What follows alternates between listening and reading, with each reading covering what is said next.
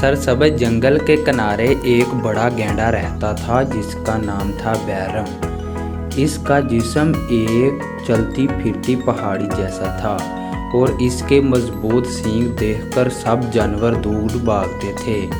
बैरम हमेशा उदास रहता था क्योंकि कोई भी इसके करीब नहीं आता था। एक सुबह जब बैरम दरिया के किनारे पानी पी रहा था तो इसने एक छोटी सी आवाज़ सुनी, अरे बड़े भाई, क्या आप मेरी मदद कर सकते हैं? नीचे देखा तो एक छोटा सा कछुआ टीकू अपनी बीमारी की वजह से चल नहीं पा रहा था।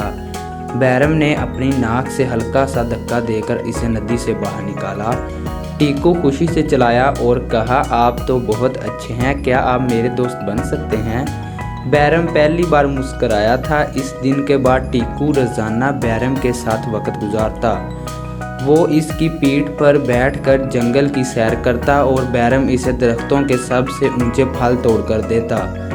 देखते ही देखते तमाम जानवरों ने महसूस किया कि बैरम के बड़े जिस्म में एक प्यारा सा दिल छुपा है।